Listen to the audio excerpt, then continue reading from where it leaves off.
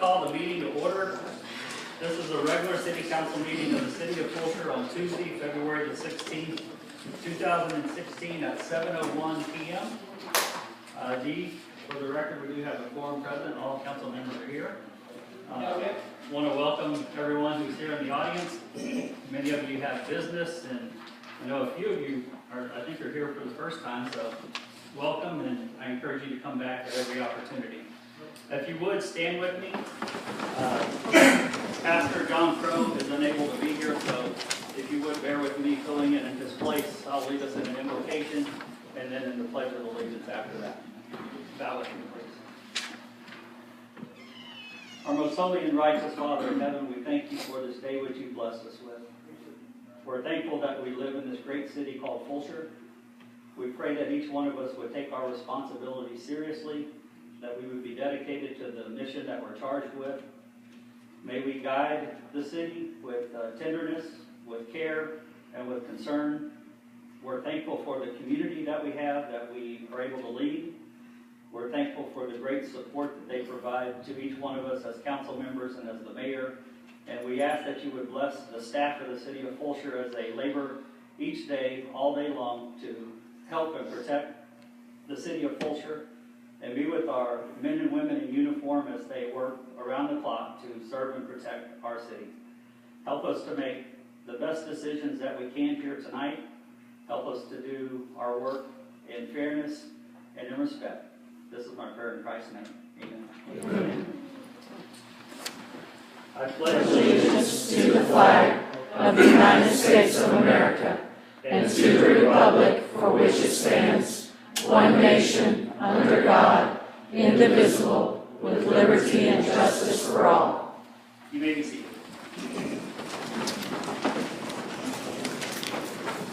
Before we start on our public comments, I would like to actually take this opportunity. I'd like to take this opportunity to introduce a new staff member to council. I believe has met them, but also to the public. And so we're going to release her to the wild after we introduce her. But if you would, please stand up. We have Paula Ryan. She joined the city just a week ago, and she's serving as our Human Resources Director, a position that has been greatly needed within the City of Fulshear. And I'd like to thank Councilmember Messick and CJ for sitting on the panel. We went through all of the applications. We had some great applicants, but I can tell you, Paula is the right person for the right job at the right time in Fulshear's history. She has a lot of work to do, and so welcome to the City of Fulshear. And if we can help you in any way, just please call on any one of us.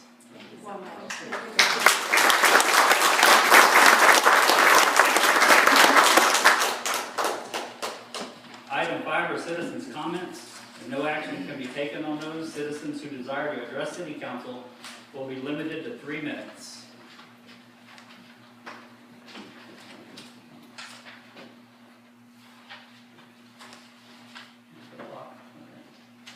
First, we have James Murdoch. Good evening. My name is James Murdoch, and my family and I have been residents of Fulshear since September of 2011. We moved to a quiet, small town with unique, small Texas town charm.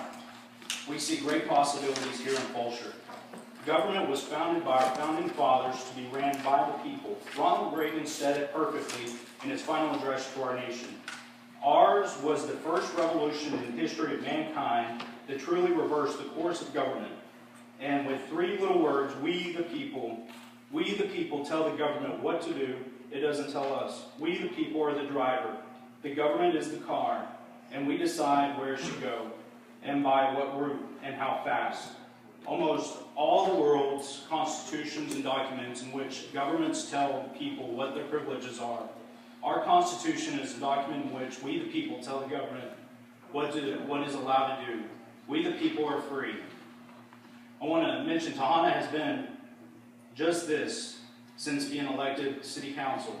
She has been remarkably great communicating with her constituents. 2 years ago, I was excited to see that Ms. Bisick was elected to represent us all in the city council. Tahana, throughout her term, has asked for the advice of the people. She has served the people of this community continually without any self-seeking interest. Her passion is building a greater and better Fulshear. I believe firmly that Tahana has reinforced this belief of Ronald Reagan and the founding fathers of our great nation. Tahana continually drives communication with her constituents to create a dialogue regarding the infrastructure of the city and how to better improve it. She has promoted Fulshear responsible economic development. She has focused on the creation of the HR, management, and structure and policies. Tahana championed the creation of our first butterfly pollinator garden for our citizens. I've always felt free and comfortable to go to Tahana regarding any issues or concerns that I've had with the city. The latest huge concern I have had is in regards to the proposed city charter. I have expressed my concern with her regarding this issue. I feel that it is shown in proposed charter section 3.03, in which I disagree with. This section enacts council members to a single member district in which they must reside. This is separating the city by districts. I have asked in which how this will be done, and supposedly Cross Creek, Bodart, Old Town Fulshear, Fullbrook will all get a member, and so on. With two at-large positions, I feel that it would rather be represented by a mayor and a council at large as whole, rather than one member of the council. 90% of the population of Fulshear lives in Cross Creek Ranch. The residents should be represented fairly because Cross Creek Ranch is like the 800-pound gorilla in the room that requires a large voting block and representation. This is the same example as Texas, California, and New York on the federal level. The city council ought to represent Fulshear as a whole, and all the members are chosen at large. Are you about done with your comments? Yes, sir. Am I at time? Yeah, you're just a little bit over. Oh, sorry. If you have one more sentence, I'll let you finish, but You can use my time. we can't do I'll that. be sharp. If you have one more sentence, go ahead and try to complete it. The community I urge you to make a stand against negative comments regarding fellow members of the council when they are seen. This community can make a stand for the good and represents the highest values in the land. Fulshear can be that shining city on a hill. Okay. Thank you. Thank you. If you would, please try to respect the time limit, because I don't want to have to cut someone off. I'd like you to, if you see you're running short on time, try to complete your thought so that we get the full import of that. So I would appreciate it. Sorry about that. Actually, CG, I'll ask him to hold up one finger when you have 1 minute left, in case you're running a little bit long, so you can judge your own time and what you need to say. Almir Messick? My name is Alan Mazik and I live in Fulshear, Cross Creek Ranch. I believe all elected officials are proud to be part of the city council and present citizens in the city. The decision that they are making in this period will decide how the city will look in next 10 or 15 years. So they are very important. We need to focus on what is good for the city and what taxpayers' money is going. Maybe we should question $50 marketing book made by local artists. But we also need to review the yearly to something free fee of $400,000. We need to take responsibility and make this city a better place to live. About Councilwoman Mazik, her moral and heart are at the right place. She is representing the city very well, and I'm proud of her. She is an intelligent, educated, professional lady who is providing numerous hours of free consulting to help the city. Because of her knowledge and desire to help, she will question a number of things. But if you know what you are doing, you should have an answer. If you don't know what you are doing and you are avoiding the truth, you probably won't like her and her questions. In the last few months, we allowed many unprofessional and classless acts around the city council. That is not the way to handle business and represent our city to the rest of the world. Those acts should be happening if we would have a strong leadership that always starts from the top. Having said that, it doesn't mean that we don't have the capable members to lead this city. It is just that it is not priority. Also, I'm not sure what is the point of those unprofessional acts and who won, but for sure one side lost, and it is the city of Fulshear. We are representing city and we are Fulshear. It is time that we get together and make this city proud. Thank you. Thank you.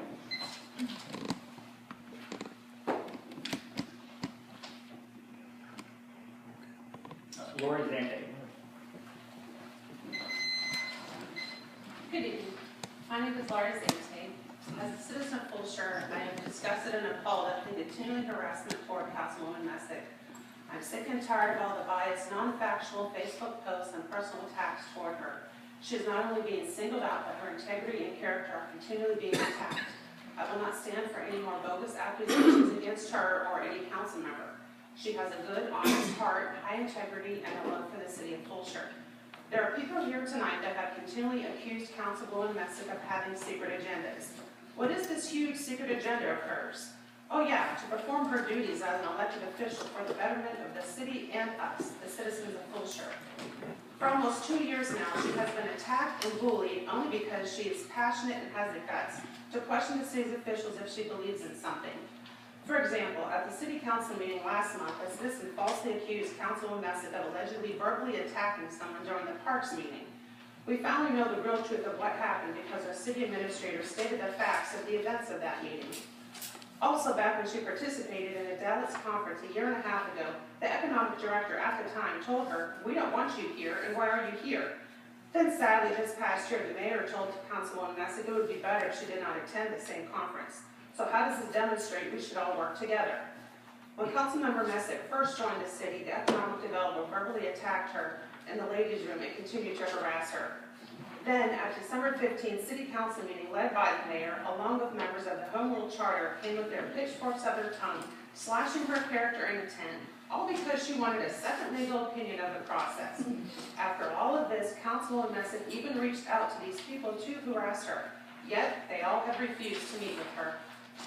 There have been more hateful confrontations by various people, but I believe you get my point, and I don't have the time to state them all.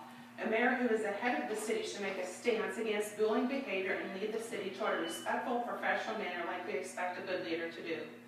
Because I love my city, I was considering running for city council. Many citizens have asked me to run, and they would vote for me. But because the continued hatred that spews forth from this entity of a city, I will not run, and I will not put my family through this stressful turmoil. Instead of the city concentrating on city business like infrastructure, commercial development, and crime, this is what we talk about. What boggles my mind the most is almost everyone that is in this hatred fights against her all claim to be Bible-reading, church-going Christians. That in of itself, you all should be ashamed and embarrassed. I urge the mayor, the city staff, and the citizens to end this harassment now. The division within this city is only going to get worse. Heed the words of this powerful scripture found in Mark 3, verse 24. If a kingdom is divided against itself, that kingdom cannot stand. Thank you.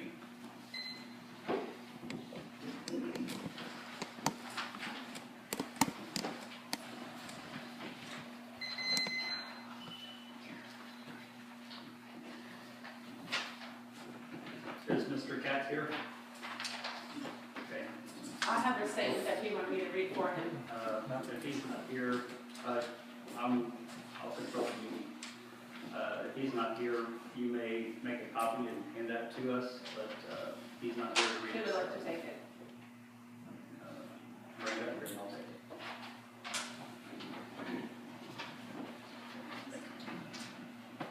make sure that each council member gets a copy of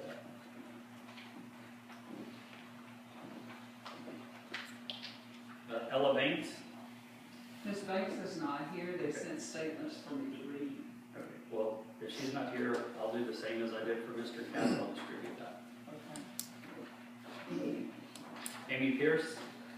Shows statements here too. Okay.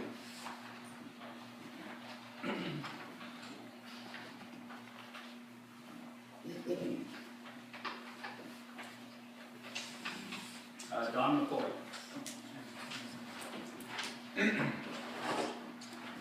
Hello, I'm Don McCoy, many of you know, the Executive Director of the Fulshear Area Chamber of Commerce. On some great notes, I'd like to report to the City Council that your Chamber of Commerce has reached 368 business members in the community. 2 years ago, thank you, Rob, appreciate that. 2 years ago, we were at 0. But with that, the events that we have partnered with the city to do have grown exponentially. I'd just like to invite everybody March the 12th to come out to our St. Patrick's Day on March the 12th. It's going to be a tremendously entertaining day and evening with a parade and a lot of things for the children to do. As well as I'd like to report, the main reason I have this 3 minutes is that although the city budgets for our fireworks display, which I think a lot of people have been really excited about, we have acquired through one of our chamber members to put in extra funds. So this year's fireworks display for St. Patrick's Day, Thanksgiving, no, is going to be twice as big and twice as large.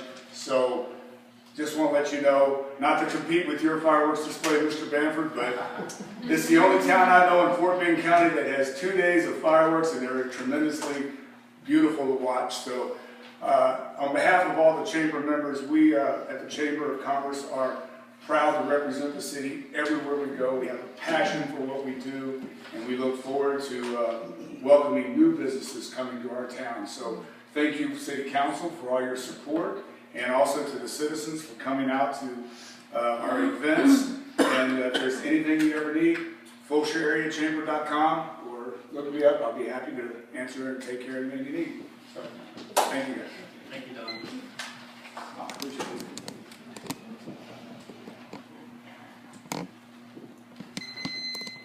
Carrie Johnson. My name is Carrie Johnston, and I've been a citizen of Fulshear for nearly 3 years. I'm here to express my disappointment in the recent activity at council meetings and around our city.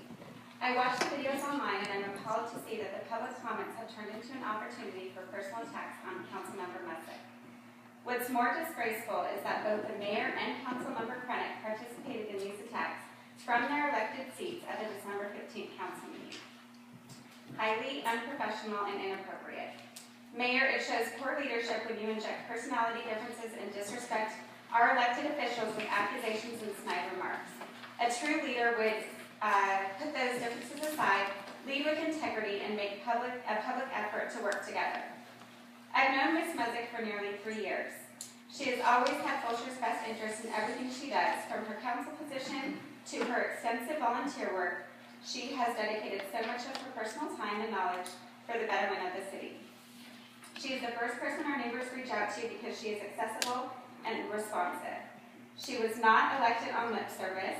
She didn't use her constituents as a launching pad for a political career, and she's not trading her elected title to secure contracts for personal financial gain. She's actually doing the job that she was elected to do, representing the citizens. She has a strong personality, and she stands up for what she believes in, but do not mistake that for political agenda. The lies, accusations, and harassment have come from the same group of people, all friends or family of the mayor or Councilmember Krennick. One of the more vocal individuals of this group happens to be our former Economic Development Director, the same woman who filed a discrimination claim against the city of Fulshear, a woman who publicly disrespects members of our elected body and administration, despite the fact that she is not even a citizen of Fulshear. Yet she continues to be seen attending political events with both Mayor Kirkendall and the Councilmember Tricia Krennick. If you are looking for an agenda, connect the dots. Don't rely on social media. Do your own research to find the truth. This is divisive, small-town politics, and this is about maintaining power and control. Fulshear needs strong, unbiased, honest leadership in both our mayor and council. An elected body that will work together to unite the city, not divide us. Elections are around the corner, so hopefully that day is coming soon. Thank you.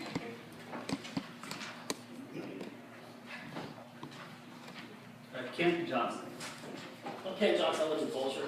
Never spoken at a city event in all the cities I've lived in,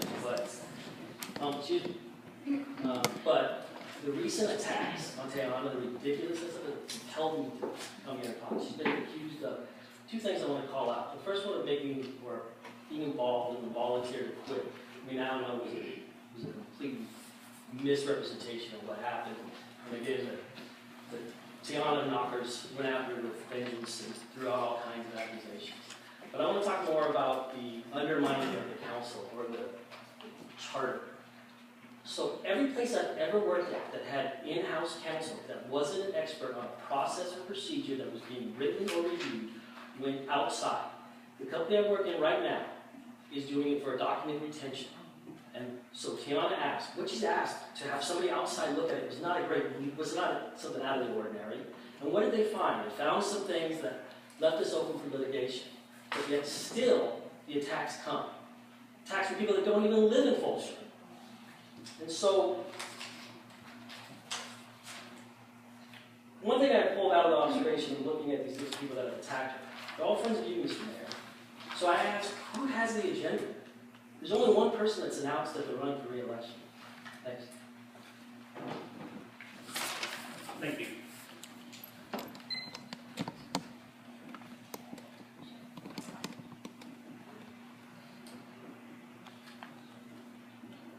Owen Burnett. Thank you. Well, by listening to the other talks, it's clearly election time. And it also brings back a scripture that I remember, something about he who is without sin cast the first stone. But what I really would like to do is to commend the council for calling the election on the home rule charter. I think that's important for Fulshear.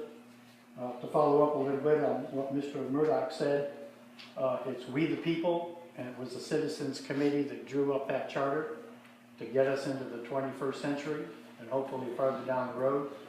When I moved to Fulshear, there were only 700 people, and we were governed by the general laws of the rule of Texas for a general law city. Now that we have a charter and an opportunity to adopt that charter, we are a home rule city. We will be a home rule city if that passes, which means we can make the rules and we can change them. And I think that's good for Fulshear. And we realize that there's going to be, I believe, a 2-year window in which we'll test run the charter as it's presently been drafted, and then after that we can make changes. And that's also good for the city of Fulshear. Sometimes you don't get things right the first time. That's why we have an opportunity to change them. So we've got the election. I'm looking forward to the meetings that you're going to have, which I believe will be held in different places in the city, so people can become educated about the charter. I don't know if all of the city council members have read the charter yet. I hope you have. I have. I don't agree with everything that's in it, but I think we've got the 95% solution and it's time to move forward. Thank you.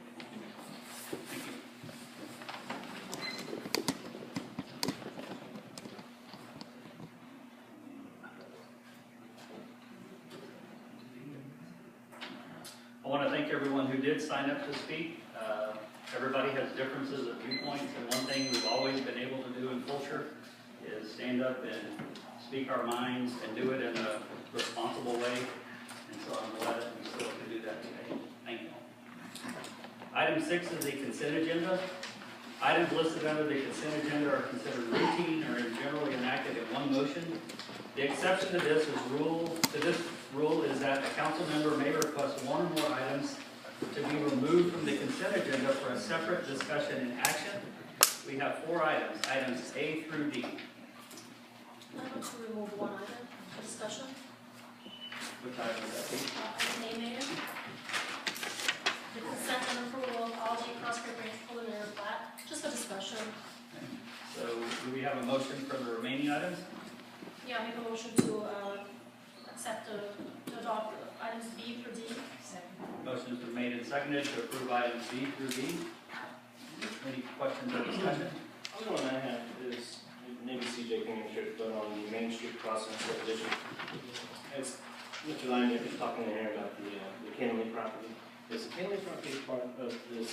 It's been excised out. They've got, there was a erroneous title report that was corrected prior to council, prior to planning zone's official action to approve the final. So that you see your the actual adoption by planning and zoning. There must be correct. Yeah. So it's not. It's not part of that. So it was approved at P&Z without the Kennedy property. Correct. I should note that the reference to the Kennedy property was made in the title report. It was never a part of the property. It was an erroneous statement by the title company. They corrected that and resubmitted that, and that was subsequently approved by the In the actual title itself, would be there's some questions in there for the. Yeah, I want to just remove that from that. Okay. I think it probably needs to be. I just remove that from the. So we have Make a a motion. motion to amend. I make a motion to amend and remove item B from the motion to approve the consent agenda. Do we have a second on that amendment? Second. Motion's been made and seconded to amend our main motion. Any questions on that amendment? All right, all those in favor say aye. Aye. All opposed?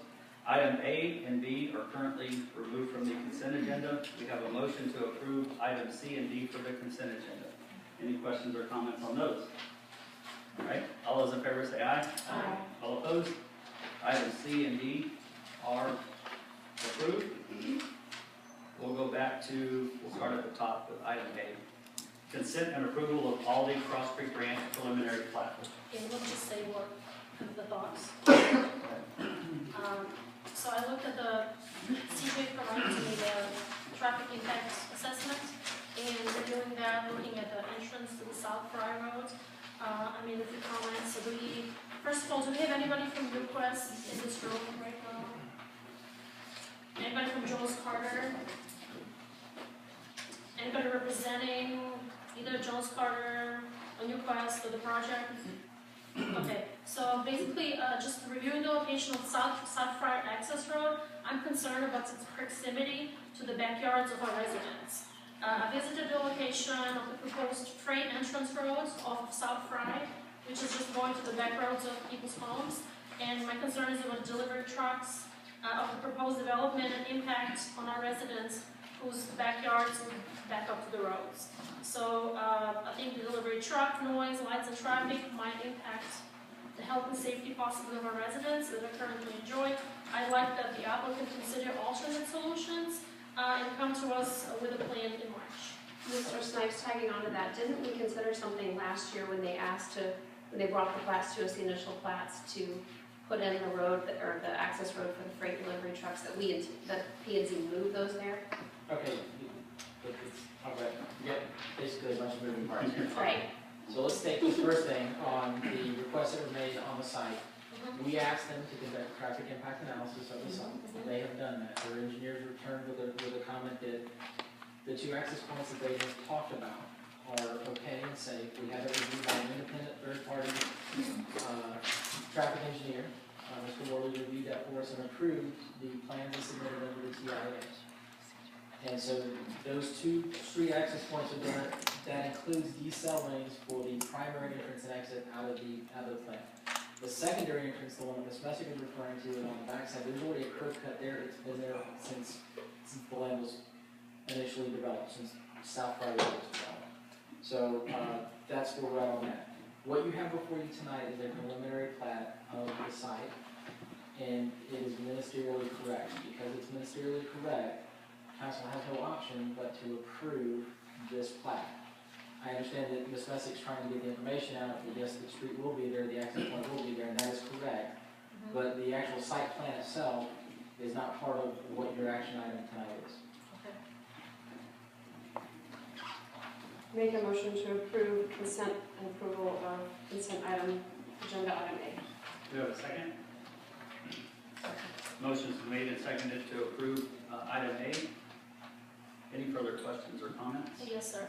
CJ, Mrs. Knights, at what time do we actually get to discuss where the road is going to be, and at what time do we make that decision? Because I'm really concerned about the road being so close to the people's homes. So I really want to make sure that's addressed, either with you or with the developer, but I just want to make sure we don't just pass it without that concern being addressed. Right, I think we've talked with Newquest about this. Unfortunately, because of the development agreement, I don't know that there's a whole lot we can do to regulate their access other than what we've already done. If it's under development agreements, this piece of property. This piece of property falls under development. I mean, do we notify our residents somehow that that is coming to them, or not? So we can definitely do that. But at the end of the day, the zoning provisions that protect people outside of Cross Creek Ranch aren't protected currently because the zoning only applies on the second generation of development within the park. But if I understand, from our conversation earlier, you mentioned that there's going to be delivery trucks and they plan on coming in the evenings. So that means that our residents who might have children or they sleep back there, unless there's some buffers being installed, it's going to be an issue for them. So maybe Johnson Development here in the room could hear that out, but I think having a buffer at least between the residents and the freight area would be very helpful. Since we're acting on the plat this evening, would it be more appropriate to talk about this in our upcoming workshop, the actual access point, so we don't get bogged down with the actual details of the site here when we're talking about a plat? I think these are very important issues that, we need to know what their development plan will be, how we can notify and protect the residents for sure. But Mayor, this is only the preliminary, correct. it's not the final. Oh. Correct. Thank you, CJ. Just please note it if you would. Yeah. And I will say, if you do have a road issue in the sense of it's not large enough to serve the development, then that is certainly something that needs to be addressed by the stage. Well, that's what the TIA. And if the TIA says that the road is appropriately sized to serve their development, and that's pretty much all that you can do at this point. There might be some other things we can do on the back end.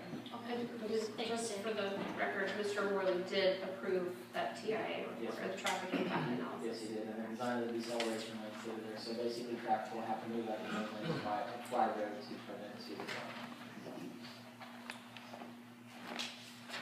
Any further questions on that? All those in favor say aye. All opposed? The motion carries. Item 6B is consent and approval of Main Street Crossing subdivision / final plat. Did the corrections that Mr. Linebacker referenced on that, other than the Nelly property, did we get all the signature line? I just didn't see all that. Yes, it's all been corrected. I make a motion to approve item B.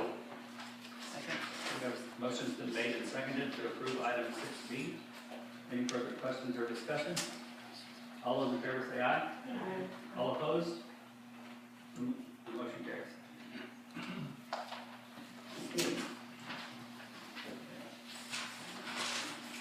Item 7 are reports. Reports are presented to council for informational purposes only, and no action may be taken on any item contained in a report with a specific actionable item listed under business items. 7A is a report from Severn Trent Water Company. Jason, all right.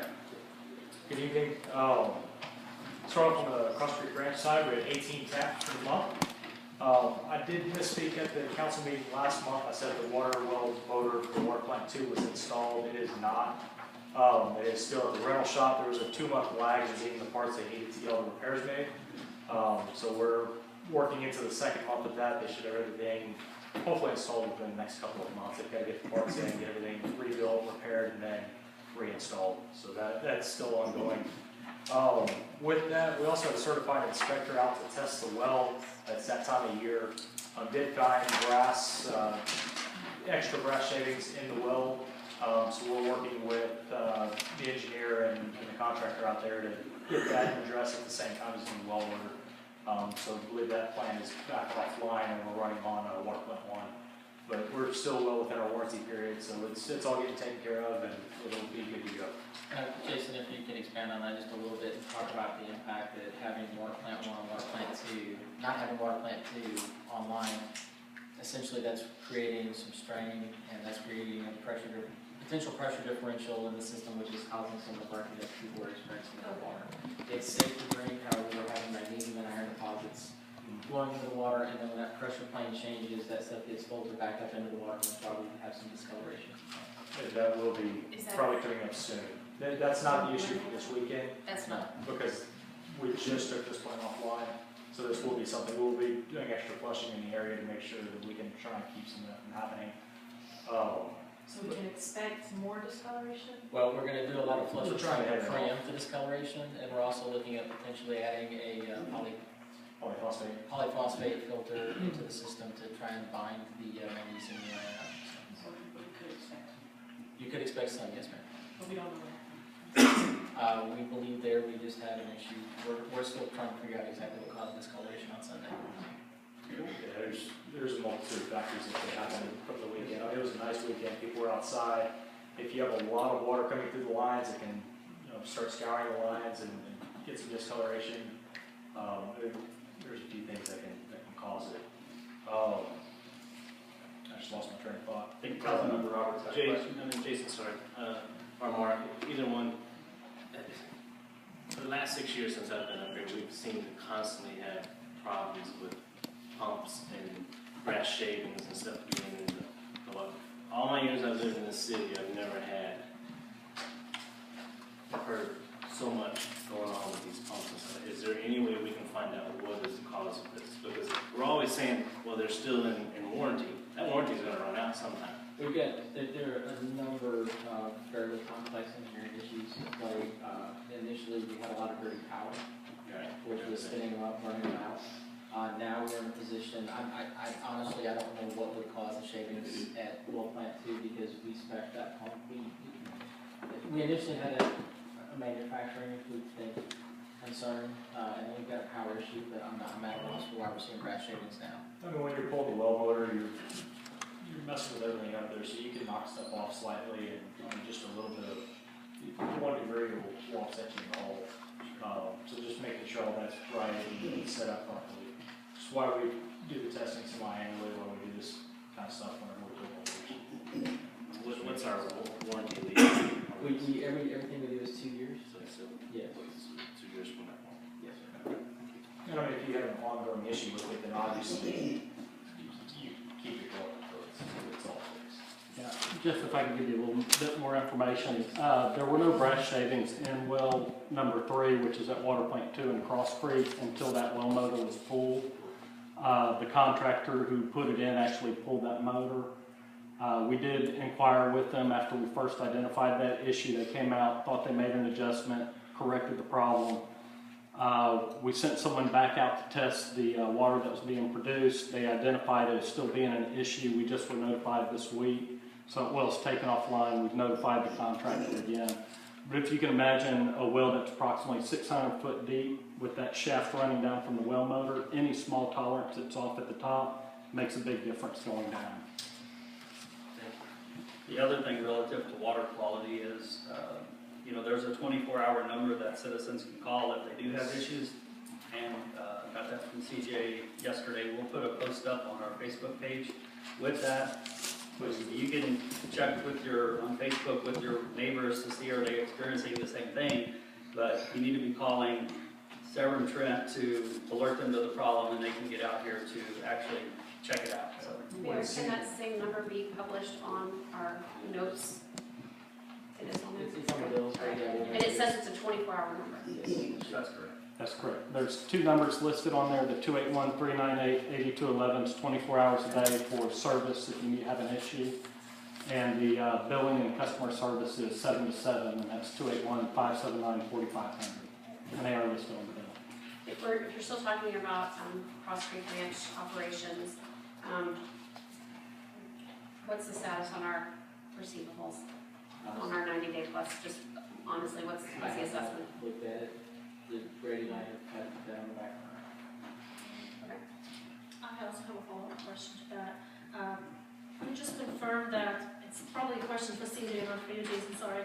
I I trust that the city will continue suspending the water bill delinquencies and fees until you confirm to us that you are not. We've had Because this, we have done a Whitley pen review. we've done the Whitley pen review, we've talked about carrying that forward into the transition period, just to make sure that once billing is out of ST's hands and then our hands, that we're making sure that everything's. So related to that, I don't know if I should save my questions now or reserve them for when we talk about the Whitley Penn audit on transition and the billing and the corrections that were either going to be made or have been made, and then the transition with the bill lag. I don't know if that's appropriate for here or for our agenda item. We're going to workshop that on March 1st, which Okay. we're going to workshop that night is to handle that issue. Okay. Just one more item on this. We didn't mean to take over your report. You're making it easy on us. I can't stress enough, whenever CJ called me Sunday night, I emailed and called our dispatch. They hadn't received anything from citizens in Cross Creek Ranch and Fulshear in regards to discolored water. So if you're experiencing issues, please call us so we can get out there. Unless we're called, we cannot address the situation. So that's, you can't stress that enough. Any more questions on the Cross Creek area? Alright, we did have 6 taps in the city of Fulshear.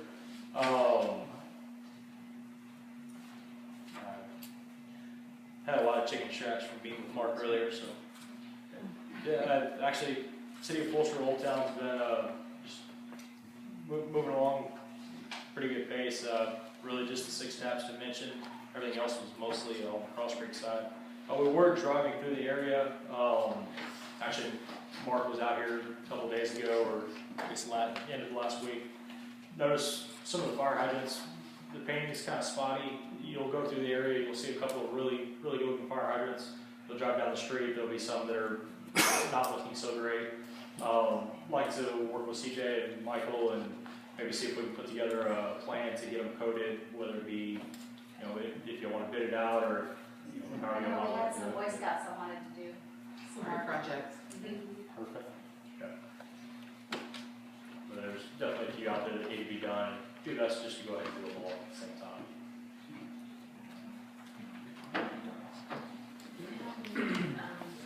Update on meters. We'll be meeting with them on Tuesday, and we'll update you guys on March 1st about the meter transition. I did want to update council and the public. Everybody's probably noticed that the water tower is just about done. They got their own color painted. So we're going to be repainting it. Is it Maroon? No. Burnt orange with white accents. It's going to be beautiful.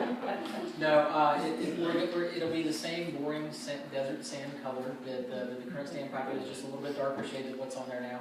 And then nobody stepped up wanting to pay the sponsorship fee, so it's just going to say Fulshear in big block letters to the east and to the west. So from the east to 93 and 59, you'll be able to see the word Fulshear emblazoned on the side of it. We don't have any fancy images, no crazy LED lights, none of that stuff yet. So. I've had a plea to continue the upside down S in Fulshear. Oh. That's true. Don raised his hand, so now you know who that is out. I know the billing lag was mentioned, my reading from when the bills are sent out, the meter read period to where the bills are sent out and payments due, or So, a different lag? There's actually going to be a lag between, not in our transition period. It almost calculates just right at 2 months if I'm. No, yeah, we get that on. Right, and that's just, I've been it's working with logistics Tony on on our that side. and It's not looking at to it. cause fear or anything. I just know that we have to make a transition over to move things in. And I was actually working with Tony on that last week, and it looks like we're a lot closer than we thought. So Okay. there's not that much there. And then my other comment was on the adjustments based on the audit. I mean, I know it's like less than 2%, but, okay. Are we gonna have a workshop tonight about that, presentation or Whitley pen or not? So Whitley Penn will be making Okay. a presentation, but we'll workshop the transition, the billing transition, everything on water. Big. on that. Not a meter presentation, right? Well, no, we're not gonna do No it. meters. Not bringing any more brass, well, we might, I don't want to elaborate, we may bring some brass in. Unless you're asking for one. Yes. Anything else? Yes, sir. All right, thank you all. Thank you. Item B is a report from our police department. Chief Seymour. Actually, you can see I changed the report up a little bit. We talked about some of the changes that we've had. So the only thing I really took out were criminal citations, and I've added a few things. Lynn kind of put everything together for me, so it just looks, I'll explain it, that way we kind of understand what we've done. We just kind of changed a few things around, and we still have the 2-year comparison on everything. So for calls for service for January 2016, we had 433. Offenses investigated, we had 52 versus 42 the same time last year. Traffic contacts were down 472 to 544 the same time last year. And traffic collisions were up 10 to 4 this time last year. Some increases there. The second part of the report is our Part 1 crimes. And you've heard me talk at the end of the year what our Part 1 crimes basically is our report card, how your city is rated based on its most severe crimes. And so what I've done is I've incorporated that into this report, so you get to see what our most severe crimes are. All the others fall in the second, Part 2 crimes, and those are generally what represents our report that follows this report I've given you. And then what we've done is we've talked to a few of you, and we asked, or you asked about some of the internal things that go on administratively. So I had Lynn kind of keep a going list of some of the administrative responses that we have. We do a lot of fingerprinting. As a matter of fact, it's gotten to a point that we were kind of doing it as just we weren't charging. We had one individual come in and want 27 fingerprints. So, other cities are charging about $10 a card for this. I think we're getting people out of Katy that are coming and getting their fingerprints done. So we kind of open that up for our citizens, but I think it's getting to be very time consuming. So that's something I asked Ms. D to look into as far as what other cities are doing. But obviously you can see some of the administrative responses we have. Open records was one of them that you guys were interested in. You got to see what our open records requests are that are coming specifically through the police department. So we've added that. If there's something more that you guys would like in the report, I've continued to add the calls for service breakdown. So it gives you kind of a collection of all the calls for service for that month. And I did take out the graph because we've added a lot of graphs here. So I really like this report, and Mayor, it would be really nice to see you to have this maybe exhibited up here in the future so the public can follow along, because we are the only ones seeing this. And what we're going to do with this, what we're going to do with this first thing tomorrow morning, we're going to have an explanation, and we're going to start posting that on our Facebook as well. But obviously I want to present it to you guys first, so day after each council meeting it'll be pushed out to the citizens.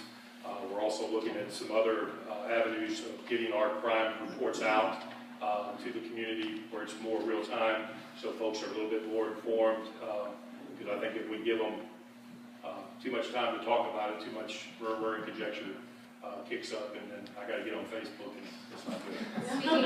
Speaking of social media, Chief, I want to thank you on behalf of the department for putting out the post. You put out 2 very helpful posts over this past month, dealing with not only the different applications on our cell phones and social medias, but as in addition to setting the record straight on some issues we had in the community. And I certainly appreciate your responsiveness to the citizens on those issues. Thank you. And that's, it kind of goes in hand. I visited with a few of you over the phone about concerns that you guys are getting. And obviously, you're getting sideswiped with bad information. And you don't know what to tell these folks. And I would suggest to you, obviously, give me a call. We'll get the record straight. But obviously, direct them back to our Facebook, because we're going to give all that information, good or bad. We're going to give it to you. So, but I think in the near future, we're looking at something that we can actually put that information out real time, so it takes all the guesswork out of everything. So there's some things in there I will not allow to be reported, but that's just for investigative purposes. And for the anonymity. So there are a few things out there that I don't want discussed, such as sexual offenses and things like that. So, but we are looking at that. It's something that we feel that we may unveil here pretty quick. But again, we do want to be upfront, and we want you guys to be as informed as you possibly can, so you can get out that information. I know the police department definitely continues to excel and grow. There's a lot of great things happening, but I was excited to hear about the Texas best practices review that you department went under this week. So if you could maybe give us an update on that and just quote some of the statistics, how prestigious this accreditation will be if achieved. Where we're at, last Monday, Tuesday, and Wednesday, we had assessors come in from outside agencies to assess 160 areas that we have to show compliances in. And Sergeant Lindsay Miller, who is our program manager, we've been working on this for a couple of years now, as I mentioned in the beginning of the year. We have a couple of Bill Heedy, I think, sit on our committee. We comprise a committee of business owners. We have one council person, Laverne Patterson was on there, and we had residents that represented this committee. And we basically brought together the best policies based on what the best practices put out there to suggest what fits our city. Well, not only do we have to have those in place, we have to show that we are following those policies. And by doing that, the Texas Best Practices has come up with an accreditation process that they come in and they assess your police department based on those practices in those areas that they grade you on. We passed our inspection. We had a couple of derogatories that were fixed on the spot, but I would tell you probably out of 161 that we were graded on, we probably had maybe 4 to 6 that we had to fix, and such as complaints. I didn't have a complaint log because I didn't have any complaints. So, but you got to have that. So these are things that we were able to fix very, very quickly. We passed the inspection. Now it goes before a committee in Austin, and from there, then they decide whether we deserve the accreditation or not. The statistics on that are this: we're about the 120th. There are about 120 police departments in the state of Texas that have already received their recognition. And just kind of put a number on that, there's about 2,500 law enforcement agencies in the state of Texas. So, you know, the fact is that there's probably about 4 in this county alone, but it is a very prestigious accolade for the city, for the department, and its employees. So, yeah, very, very proud of that. That's above the top 5%. I think we calculated it last night at our other meeting. It was like 4.5, 4.8%. So, correct. Great job. I'm not done. You guys asked me about a few new employees, and I didn't bring them on board. And are they on the other side? First, we have Aaron Looney. Aaron is Aaron comes to us by way of HPD. He spent a couple of years with HPD and decided that he wanted to try us out. He's been out doing the job. He's jumped on board and has already made an impact in being able to identify the city and identify the problems that go on. Right now, he's holding down one of the night shift spots, and which is what he did at HPD. So he already brings the experience of a big city to the small, and so now he's trying to juggle what happens. But it's a little slower for him, I think. So, next, we have Luciano Lopez. Luciano was a, this is like a style show. Luciano started in law enforcement at 19? 19. 19. Started in jail at 19. Yeah, started with Fort Bend County in jail at 19. He's been in law enforcement for 4 years. He recently, we picked him up in October of this year, and he already knew the system. He knew where the jail was at. So he knew the area because he already worked the districts when he worked for Fort Bend County. So he was able to jump in real quick and grab all the reins and take off. So thank you. Thank you. We have Ray Ramirez. Ray is, I got a little story about Ray the last time, but I saw Ray when he was a little bitty kid. I worked with his dad. Second generation policeman. His dad is the constable for Precinct 1 currently.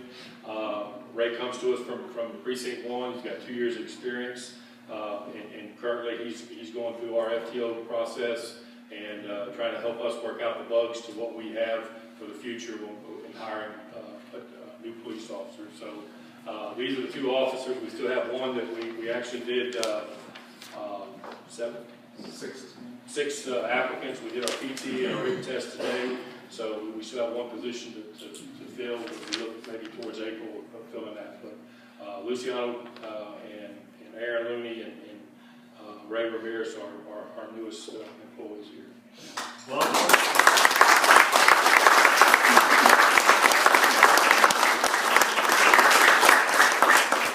And I got one more here, if you guys will bear with me. And it's kind of a tradition we started several years ago, and I don't know where it started, but I just want to kind of carry on that tradition. And you know, years ago I was told something that you surround your people with capable individuals, and they make sure the operation is taken care of. And I think that Roger exemplifies the type of employees that we have. And tonight I want to recognize Roger, if you'll come on in. Where's Joe at? I'm going to recognize Joe too.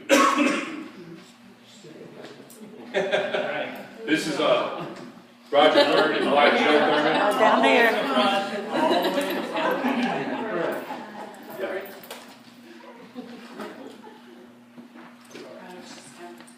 Yeah, no, Roger, if you'll give me a minute, I want to talk about you.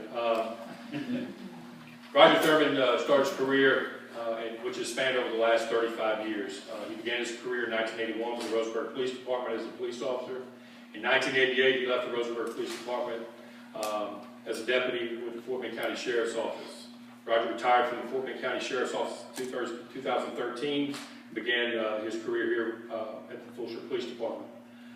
During Roger's long career, he has worked patrol, narcotics, SWAT, motorcycles, traffic and central intelligence, and he currently works as a motorcycle officer for our department. Roger's kindness, enthusiasm, knowledge, and work ethic is never lacking. Roger maintains a great working relationship with his peers and supervisors and is extremely well respected. Roger always has a smile on his face while at work and will always volunteer for an assignment if needed.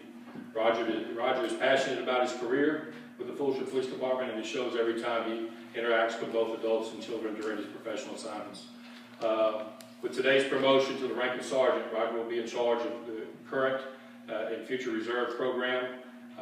He will continue to maintain our security in our municipal court, maintain our record protocol, and ensure all crash reports are administered properly and correctly in a timely manner, as well as helping management in traffic enforcement, such as downtown events, school dismissals, arrival strategies, and overall traffic mobility within our expanding city. On behalf of myself, the City of Fulshear, and the Fulshear Police Department, it's my pleasure to promote Officer Roger Thurman to the rank of Sergeant. Please help me welcome our newest Sergeant.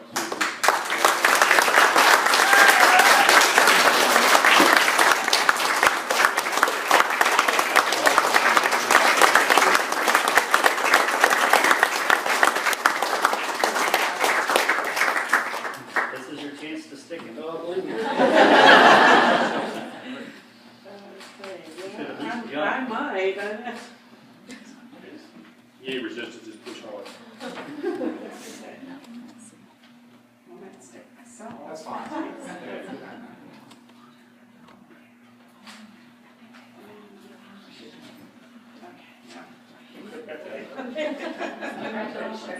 Roger, congratulations.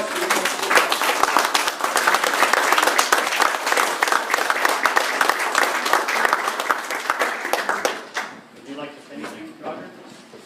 I'd just like to thank Fulshear City Government for the opportunity and for the citizens for the support. And we're here to do you a good job. And if we ever do anything for you, you know where to find me. Thank you. Thank you, Joe. Thank you. Thank you. I might have slid out my report without any questions. Yeah, any questions? Council have anything else for Chief? All right, great job. Item C is a report from our municipal court clerk. Valerie. So for January, collections in the court were $19,006.70. That's an increase from December by $1,849.97. From last year, there's a decrease of $22,953.60.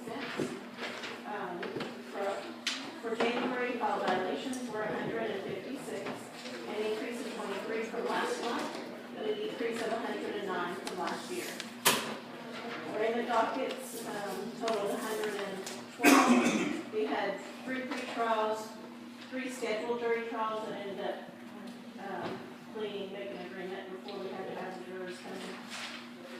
No judge trials, 8 preliminary hearings, 8 show cause hearings, with a total docket count of 137 for January. We only issued 9 warrants in January and 19 were cleared. 87 cases were completed, 19 being dismissed for various compliance, with a total of 138 adjudicated. I want to thank you, Valerie, for, Valerie, if you haven't noticed, she's in the middle of musical chairs big time here.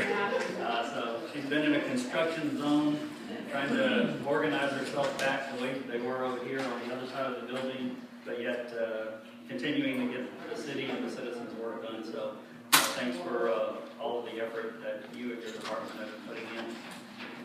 Council has any further questions or comments? Ariel is doing great, and so I don't have a sergeant as I now. Actually, before she sits down, there was one issue she brought up for musical offices. Because she takes payment from our residents that come in, or anyone who needs to come into the city for court purposes, having the ability to process their payments right there at the window, as opposed to having to step back away from the window to process cards. And so I know we're working on that. Just kind of wanted to bring that to make sure that we get that facilitated. We're kind of trying to get a little bit of shelf space. It's probably the world's worst. But we're looking at trying to get some additional remodeling done, insert some counter space there so we can actually do that on the side. We might need a drone, you know. Yeah, that's Yeah, we're trying to figure out where to put a second space in there, because there's a small space. We have about a foot area to work with. Anything else? All right, thanks for being here, Valerie. Appreciate it. Item D is a report from our building service department. Michelle. Hi. This last month we did 89 residential plan reviews with 5 commercial plans and... Hold on just a second. Michael, could you ask them just to hold it down just a bit? All right. Sorry. And with 100 code enforcement violations, so we hit another very high peak in bandit signs, and we're now back out. We usually do code enforcement for signs during the spring and fall times, but we're happy to be back out there full time again, and we haven't started the political season yet, so it's going to be fun. If you do know of anybody that has questions about where placement of signs need to be, Jeremy Young in my office is the guru. He will be happy to take them out there and to show them. I know he's done that with a couple of council members in the past, and actually they pointed at certain places, say, can I put them here, and yes and no, and that kind of thing. If that helps you at all, please feel free to call our office. We'd much rather discuss it and help you figure out good placement rather than take them up. But if there are any missing signs, my office is the place to find them. Always. Any questions for Michelle? We started to see the uptick in swimming pool permits. Oh, we hit 17, so we're going back up again. Yeah, it started backing up. And Carrie Sigler and myself passed our multi-purpose residential fire sprinkler specialist endorsement test this past month, and Richard passes one of his electrical tests, so we're working hard on this. All right. Jill, thank you. Appreciate you being here. Item 8 is our regular business. 8A is discussion or presentation of report on water billing audit by Whitley Penn. We have Chris Bro here. So they do perform our normal audit for the city on a regular basis. And with some of the inconsistencies that our residents were indicating to us they had on their water bills, we started down a process of trying to analyze and figure out maybe were there any problems and where they're at. And so that's where we brought Chris in, and I'll turn it over to you and let you present your report, unless CJ you want to lead us in with anything else.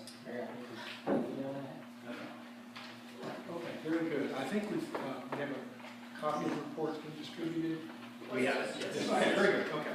So our report, what we've been asked to do is come in and recalculate the water and sewer billing from a period of October 1, 2014 to September 30, 2015. Okay, I'll just keep going here. And what we did, we got billing data from the billing department, from the folks here, and every bill that you put out in the last year. Got all that information, and we went through and compared customer type codes, basically recalculated every bill via spreadsheet, not manually, but recalculated every bill based on the billing type that was entered into the system, and looked for things that were miscoded.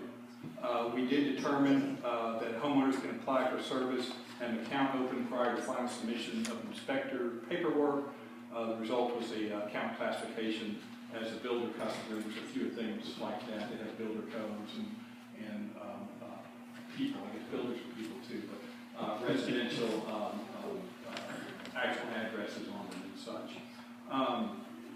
We reperformed water, wastewater, and North Fort Bend Water Authority charges based on report usage data from the city's most recent billing ordinances. We notice the city is currently prorating bills in the months of connection and disconnection rather than based on charge cycle usage.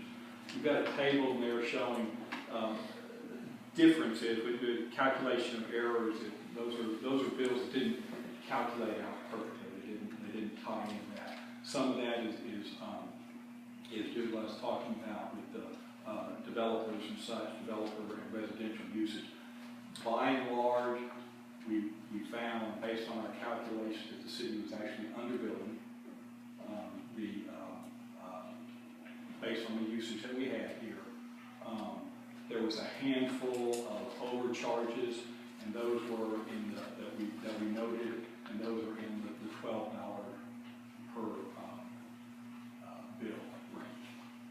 So overall, what we were trying to do here is just see systematically if the right rates are in the system, if you're billing the right rates based on the usage, and we looking for large systematic errors, and we noted none. In your calculation numbers, it says in your column delineated as numbers showing possible calculation errors. Did you take out bills that were either prorated based on either connection or disconnection in that number, or are those included in that number? I believe those have been taken out of that. Added that, if those were added back, what does it change on the differential? Does it increase? I mean, how many were eliminated from the analysis? I don't know that number, but I'll get that. I'll give it to you. So it looks like the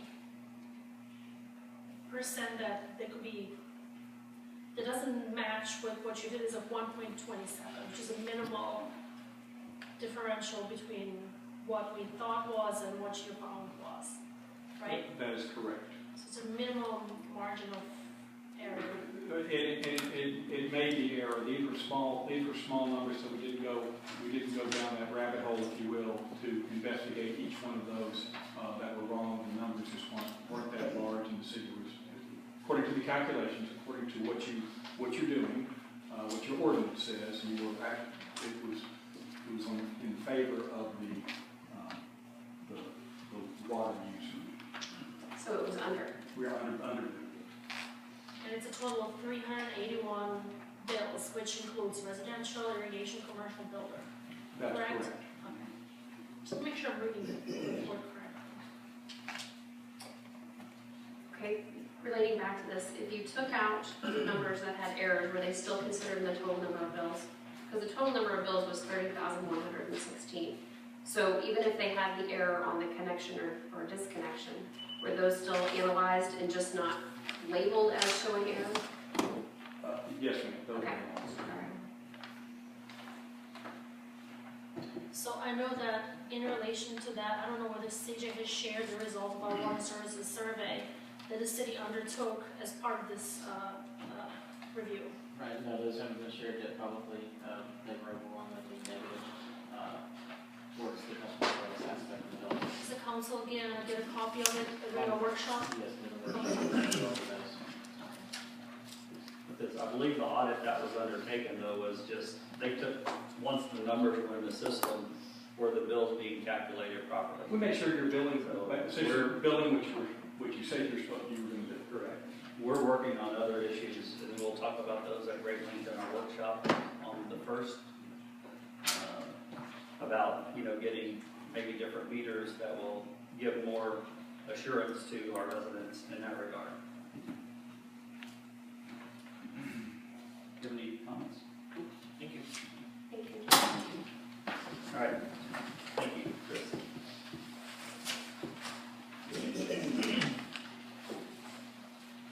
Item 8B is consideration and possible action to approve letting of requests for qualifications for the provision of professional services related to water and wastewater operations. And Mr. Ross will present this. Thank you, Mayor and Council. For the past 3 years, Severn Trent has been providing utility operations and utility billing and customer service to our water and sewer customers. As approved by City Council, we will be bringing these services in-house, and City Council, at least the billing components, in-house, and city staff will begin providing these services in March of 2016. The first utility bill from the city will go out in April, as currently planned.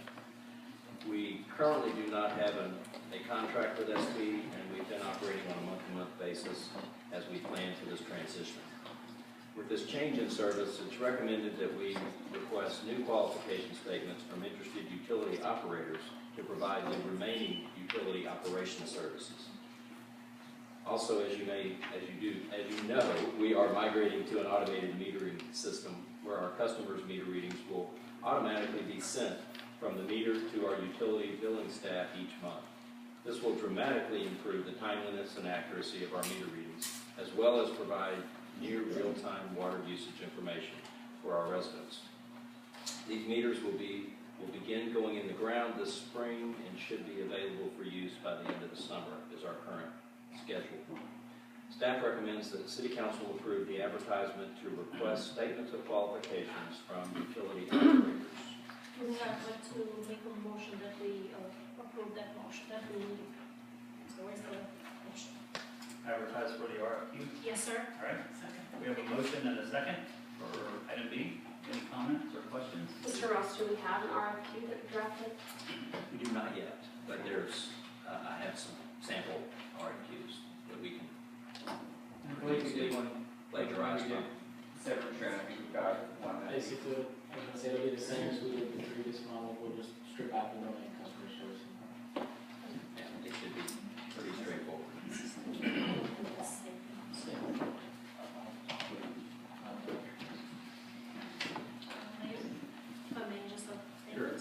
So in 2014, we gave our collective trust to our new water operator at the time, which was Severn Trent. We stuck with them through some tough times, increasing customer service complaints, billing issues, and water quality issues as reported to our council members individually by residents. On February 2015, we held our first Word on Water, which was a town hall meeting, very well accepted by the residents to inform them and give them a hands-on format, city efforts to take care of the citizens' concern. In November 2015, the city followed up with the water service survey to residents, in which we're going to see the results from CJ, to basically discuss the water services billing, customer service, and water quality. And I want to commend the city administration for doing that. It's not an easy task to poll our residents, but it did. So with almost 500 water connections in the city of Fulshear and about 2,500, just a total about 3,000 total, is an automated water meter installation underway. I'd like us to revisit our new water situation and obviously go for the RFQ. That's it. Any further questions, comments?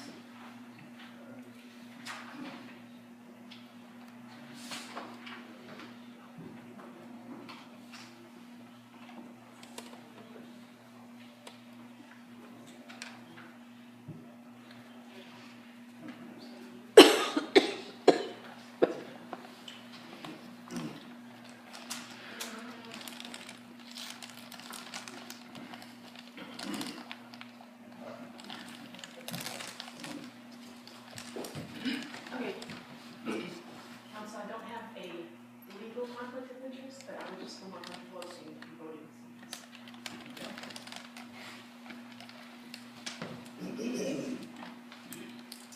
We have a motion and a second to approve letting of request for qualifications for professional services related to water and wastewater operations. Any further questions or comments? All those in favor say aye. Aye. All opposed? The motion carries. 8C is consideration and possible action to approve checks paid and payables from January 19th, 2016 through February 10th, 2016. The list seems a little short. Yeah, so it seems to be short. Yeah, it does seem a little short, and I'll just say that I only see an open item detail, I didn't see an AP report. Yeah. I just wanted to make sure I wasn't missing that. No, Mayor, Council, I apologize. I need to stand here and apologize to everyone. I realized today that this afternoon that the report that was submitted to you was not a true 100% report. It is completely my fault. I take full responsibility for that. There's no excuse. I've had a lot going on with musical offices myself, but likely it's still no excuse. I should have made sure that that was taken care of. Likewise, I will have a full report for you, either at the workshop or at the next city council meeting, whichever you prefer, and make sure that that's taken care of. But there was no ill intent for that, but completely my fault, and I apologize. Yeah, the offices, Christie's been moving, and I don't know if you're aware, but she also covers the 4A and the 4B and keeps up with our books. We had a 4B meeting last night, so she has spread a little thin. I think we're working on that and hope to rectify that. Paula will be right on the job helping us fulfill those requirements and needs. Mayor, I don't know if this is appropriate. I have some questions. We're going to talk about legal fees, but if she's going to present us a report and we have a workshop, can we make that into a meeting, a special meeting, so that we can take action? I would hate for people not to get paid because we haven't approved it timely, and I don't know if that's going to be an issue with the city. But if it's not possible or it's not advisable for the city to postpone taking action on this item, just please. Pulling all the payables? Or just? We just don't have a report. That's our problem. It's not. Okay, are the invoices in their packets? No, yes, the legal invoices are there. I just have some questions and commentary about that. But if we're going to consider it as a group, we're going to consider the whole kit and caboodle, we probably need to postpone it just because we don't have a full report that lists all of our payables that are tied to the invoices that are in our box. Okay, yeah, that's fine. We want to just table it until the next. We could bring that back at our March 1st workshop, but that would make it a special meeting. And therefore, for a special meeting, we need 4 council members. You have to have. And that would be March the 1st, which is also primary election day. Y'all have any? Y'all aren't going to the Trump party? No? Okay. I make a motion to postpone item C on our business agenda. Motion's been made and seconded. Before y'all vote on that. Postpone item C. We'll open it back for discussion. Thank you. Is there any invoices that are going to be past the 45-day No. timeline? Will there be any invoices past the 45-day timeline on March the 1st? No. By March 1st? Okay. No late fees. No. The question is, are you going to get paid from Grady if we don't take Grady? Like the way you think, Councilmember. Okay, I just want to make sure. We're not running afoul of that. No, ma'am. We're not. We try to stay within it. Okay. I certainly don't want to cause that. Now, we already have one council member that's unsure of her schedule for that day, so you have to have a quorum. So what I'm nervous about is if you don't have a quorum of council at that next meeting, then you may be past your timeline on paying some of these invoices. And Larry, can you check your calendar? Do you have the? I don't have my internet connection here. I can get to it. I want to check anything during city meetings. Mayor, I hope that is helpful. We have a previous ordinance already in place that if any bills come due before they're able to pass, that our regular bills, we should go ahead and pay them. There is an ordinance that says that? Yeah. Well, let me, Okay. may I just make a suggestion, since Christy obviously could pull up this information now, I would assume. Can we table this until the end of the meeting, give her time to retrieve that? Is that possible or not? You can certainly do that. You can postpone. If she can, it's up You to can just her. delay this item. She can print it out and I'll have time to look at it. That will work. But, you know, There's a logistical issue there with her not being in the building. I mean, she's got to go back down there and bring them back. And I don't know the terminals here because of the VPN issues that we've been experiencing. She had it. It might take till the end of the meeting just to get the screen pulled up with the technology problems we're having here, so she'd have to go down and get it going. Just a little out of the box thinking. We don't want to delay any bills, obviously. Yeah, I So- think you're well within our prompt payment window, and I think with as the resolution after that, we're going to. As well, just to state, that's one of the reasons why when you receive a packet, it has a payables report of anything that's still open. It also has a checks paid report of anything that we have paid within a time period that crosses over from meeting to meeting. So, you know, one of the things that I strive to do in finance is make sure that we do stay completely transparent, that we are keeping up with the 45-day policy, that we're always paying our bills on time, but that you guys are always seeing everything, whether it's open or whether it's been paid. You're still seeing that, and you're still going through a process of approval. So keep that in mind. We have a motion and a second to postpone until our workshop on March the 1st, which we'll schedule that for 6:30 p.m. in the evening. Any further questions or discussion? All right, all those in favor say aye. Aye.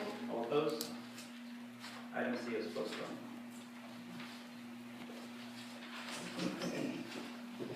Item D is consideration and possible action to approve amended and restated agreement between the City of Fulshear Mud 3A and Fulshear Mud 3B.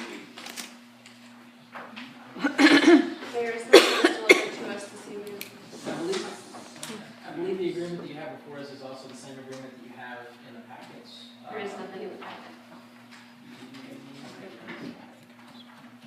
Oh, well, then that is the limited statement that you previously looked at, yes, that's the same one. So we ask Tim to present that to us. Well, Tim hasn't had a chance to. I literally got this 3 minutes ago. Well, Tim, it's the same contract as we reviewed upstairs. Oh, okay. Yeah, no, that's, So I thought it got into the digital packet, it apparently hadn't. That's the one dated 12th, correct? Do what? That's dated the 12th, correct? Yes. Yeah, so that's the same contract. Okay. So, Can you just tell us what's been amended and I'm gonna revised try to or make this, restated? yeah, I'm Great. gonna try to make this as clearer than mine. Good. So, they cannot be homeowners. The 3A and 3B, the MUDs at Jordan Ranch, we agreed, if you will recall, back in September to postpone we gave them basically a 90-day to November to get the utility agreement put in place that would allow them to regionalize the wastewater system, give them some flexibility on their water sourcing, potentially source us some water from them, and then also spec the design standard for meters. This agreement basically says that it is okay for them to buy water from Willow Creek Farms mud, to buy for a period of 5 years to buy wastewater services from Willow Creek Farms mud. And then at that time, the city has the opportunity to run a trunk line or a water sewer main north to the site, and then they'll regionalize at that point. Sam, if I'm getting way off of the reservation here. Yeah. Sorry, I didn't see this. John Cannon and Sam Yeah. Council and Coast Rose were the attorneys for Fulshear 3A and 3B, so you're doing great. I think I'm getting so this basically this is amends and restates the utility agreement, brings them into compliance with the development agreement, and allows us to regionalize them then on the wastewater system. When we reviewed the water issues, it really wasn't advantageous for either party to provide or receive water at this point. But the door's open there potentially in the future after this one closes.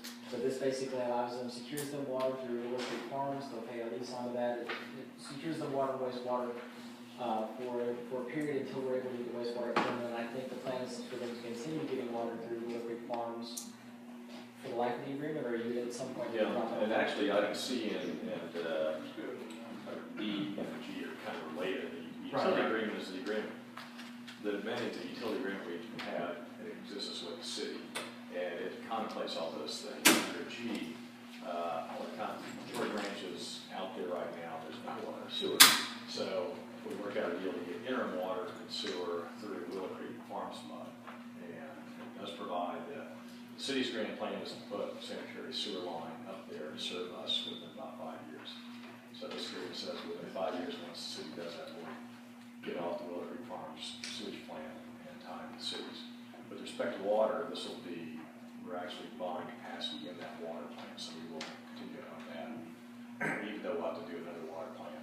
Oh, okay, I couldn't recall what you guys were gonna do well enough, but yes, so, but essentially, it frees them to buy the water from WCF mud, send their sewage to WCF mud until such time as we're ready to take their stuff.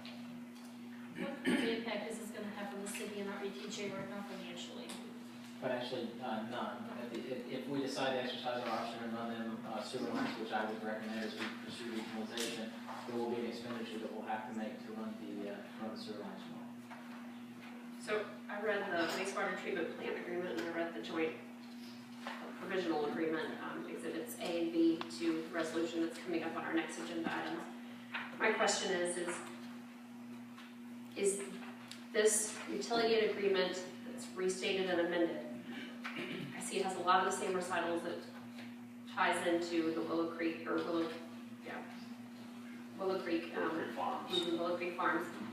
What has been amended and restated? Because we got this tonight, and I'll tell you, just flipping open the first page, it's got the wrong year on it. So. Sure. Some of these are, I think, saying you're more familiar with the utility agreement.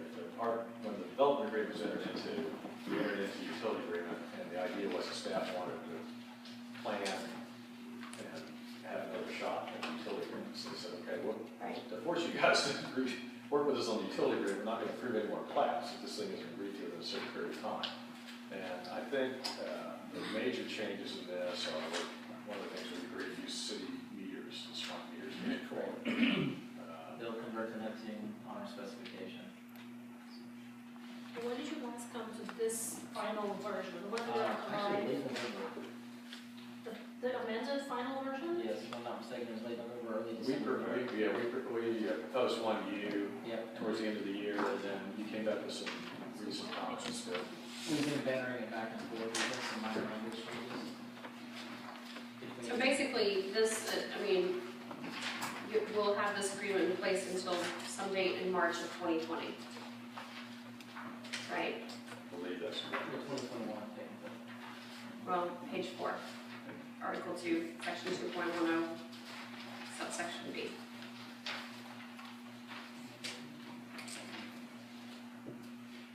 We also have a development agreement with the city that has some other more permanent things, for instance, the 5-year switch over to the sanitary sewer. CJ, I'll just tell you, I think that it's great. I know we need to get this done. I know we're well beyond the 90 days of when we said we get this done. But there's a litany of blanks, and I know that Coates Rose is a very reputable firm, and they'll work with us. But I just don't feel comfortable, asking us to approve this when we got it tonight, and I don't want to delay it. We're well beyond that. I know we need to get this restated, but I think this is appropriate for March 1st, just because this is such a dense agreement, and we don't even have some of the dates right. And I want to make sure that the city fully understands so that we're not coming down the road and having to do MOUs or saying, oh, well, we should have included that, or that's what we meant, but I have a packet full of blanks. How does that, I think I read here, something was hinging on calling an election. Yeah, that's my next thing, is if we don't act on this, how does that impact our next 2 agenda items if we act on those? That does not. So they're separate and independent? Yes. Okay. Willow Creek Farms is in ETJ. It's in KZTJ. It has a registered address. Correct.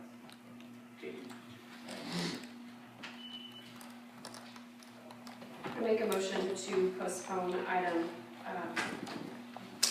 D on our business agenda. Do I have a second? Second. Motion's been made and seconded to postpone item D. So if we postpone D, You're not killing us. we could. That's right, Steve. It's my client. Sounds like behind me.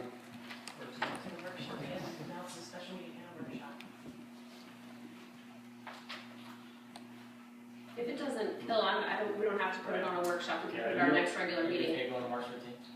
That's fine. One of the reasons we were trying to accelerate that was so that we could get plats approved, and I don't know, is there anything? We don't have any plats coming up. So that's because you're platted up until at least April, right? Yeah. I mean, Right. the changes that are in this agreement are essentially changes requested by the city, so we are okay postponing it so that we get something you're comfortable with and you know what you're doing. Right, but it's a significant, and, you know, there are some minor changes, and council needs to have ample time to review that and consider that before they cast a vote on something. Sure. I know you can appreciate that. We'll get council to change this mark between the original version and the new version, so y'all be able to see a side-by-side comparison. Great, if you drop a red line in our Dropbox, that'd be awesome. Thank you. All right, we have a motion to postpone item D. All those in favor say aye. Aye. All opposed? Item D is postponed. Item E is consideration and possible action to approve resolution number 2016-298, a resolution of the city of Fulshear consenting to the addition of certain land into Fulshear Mud 3A. This is an 80.3 acre tract. The line is contingent to, if you recall, we did a split in September, I believe, between 3A and 3B, and they decided now that they would like to include this 80 acres in the initial phase of development for the bond money, which will be 3A. And so this is just basically. 80 acres is slipping over from Fulshear to 3B, 3A, and that is time sensitive because we have to call an election at 3B, and we have to have the election, we have to have this clear at 3B before we have the election. And the reason for the switching of the 80 acres is just the land plan has changed, so it's more logical to be included in 3A, which is the first mud to develop. Motion to approve resolution number 2016-298. We have a second? Second. Motion's been made and seconded. Any questions or discussion? All those in favor say aye. All opposed? Motion carries. Item F is consideration and possible action to approve resolution number 2016-299, a resolution of the city of Fulshear authorization for Fulshear Mud 3B to enter into an agreement with another MUD to receive water and wastewater services. This is to allow 3A to connect to the Wood Creek Farms to pursue those water and wastewater services that we are not able to avail of them at this time. So when we are able to provide them services, Yes, we will run them sewer. mhm. I don't think we're gonna run them water unless things change drastically in the structure of the water situation we have right now. Okay, because the agreement, the resolution says that 3B will basically have an ownership interest in the plant expansion that's going forward as part of this. In the water plant. In the water expansion. The water plant's not the sewer. That's correct. Okay. So is this in line with the originalization plan for the city, Yes. long-term goal? This still gives them the ability to, they will own part of the water plant and what WCF MUD, but they will only lease capacity at the wastewater treatment plant and WCF MUD. And then at a certain point, we will, in theory, get the line up to them, they'll tap on us, and they'll no longer be a financial participant with WCF MUD and their wastewater, and we'll participate instead of the city. Do we have a agreement to That's- such, to indicate That's the time? that's the nature of the utility, the initial utility agreement that was signed contemplated regionalization. The agreement you'll be adopting or hopefully considering on the first basically proves that. The agreement that we're gonna get on March the 1st. Correct. Yeah. Make a motion to approve resolution 2016-299. Motion's been made and seconded. There is a slight change on the section 4. The date needs to read the resolution is effective as of February 16th, 2016, not June 11th, 2015.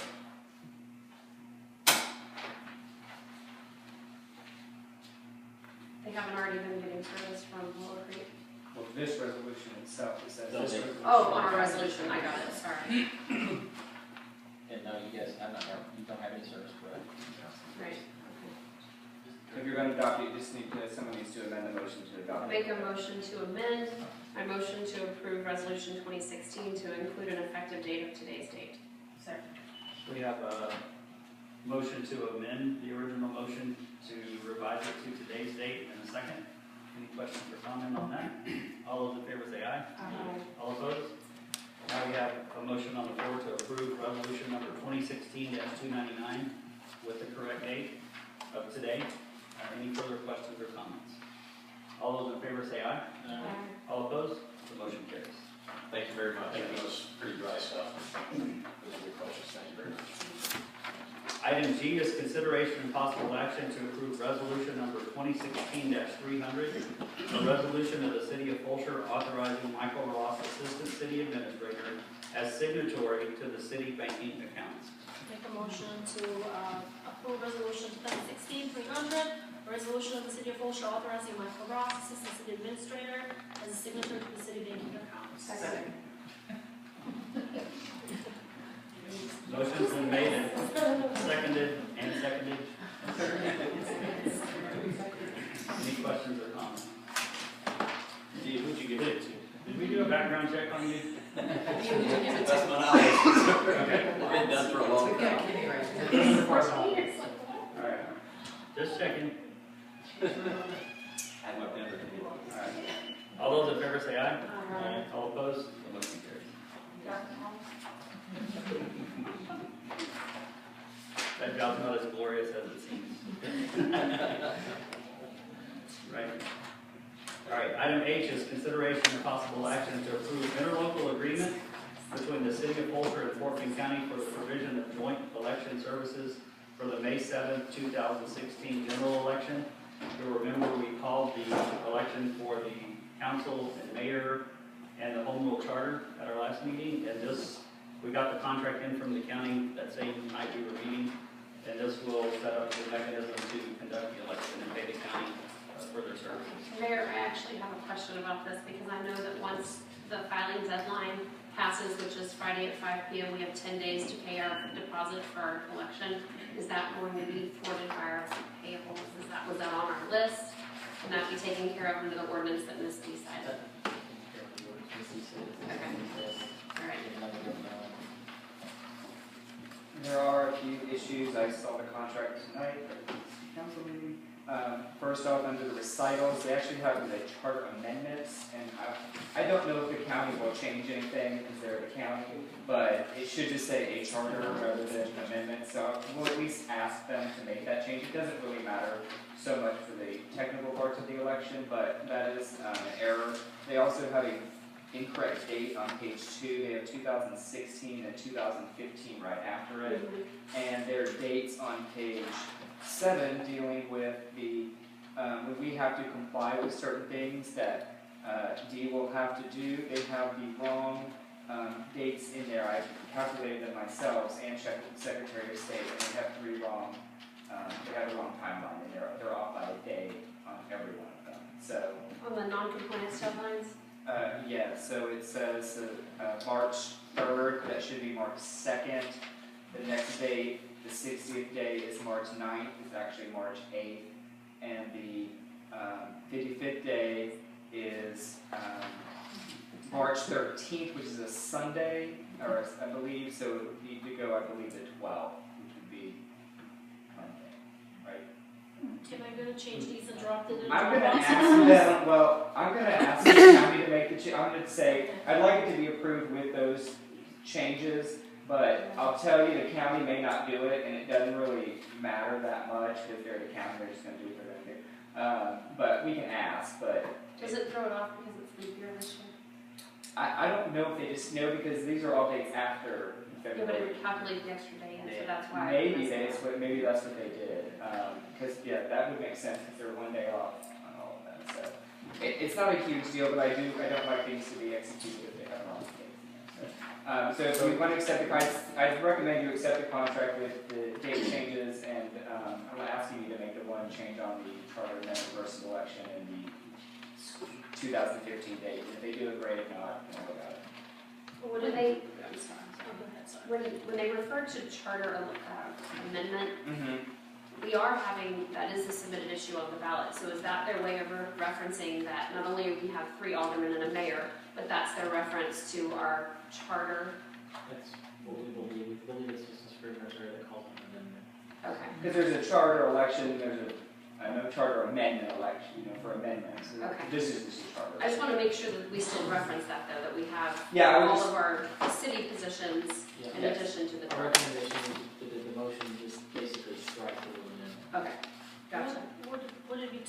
are to put it on March the 1st. Y'all need to approve this. Yeah. Because we have to pay it within 10 days of the 19th. Will you just walk us through the changes one more time? Sure. I'm gonna ask for a change to be made to the recital. It's just a recital, so it's not even really technically part of the contract. And it says, the first recital, the city of Fulshear is holding a general election on March 7, 2016 at the expense of the subdivision for the purpose of electing municipal officers and a special election for the purpose of approving or disapproving charter amendments. I'm going to ask that it just say a charter. So the word a be inserted in the word amendments be deleted.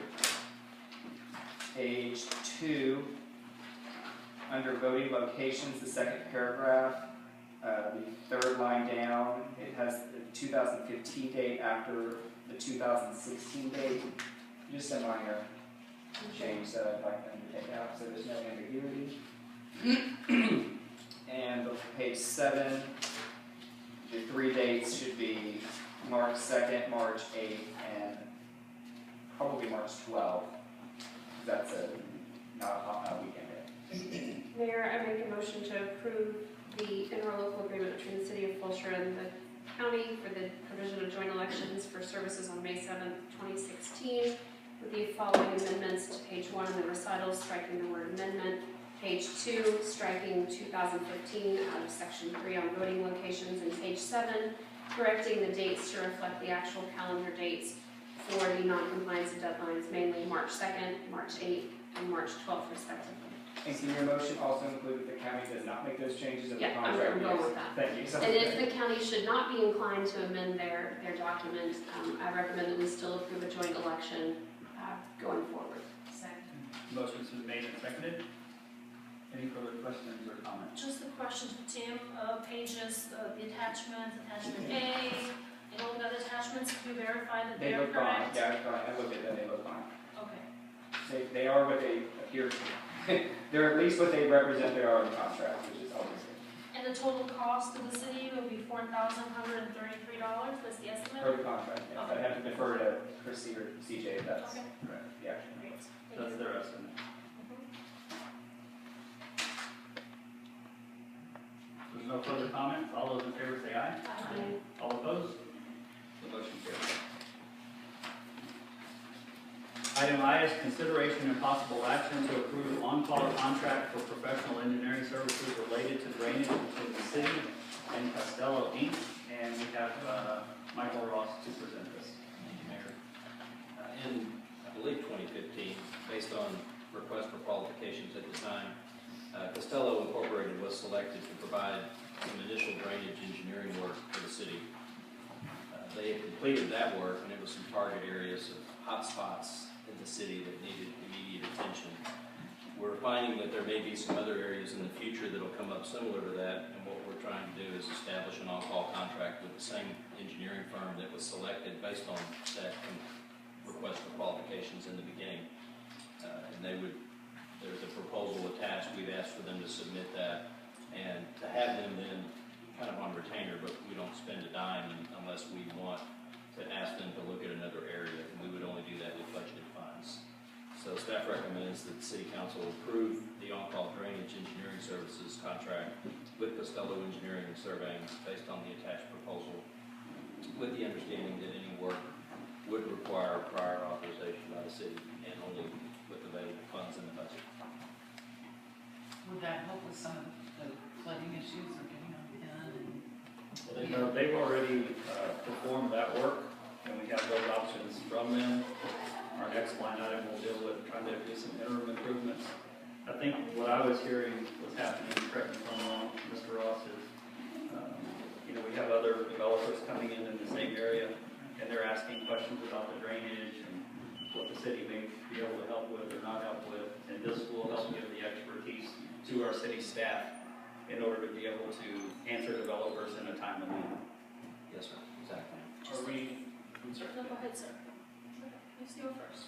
Are we stating how long we would use them for a retainer?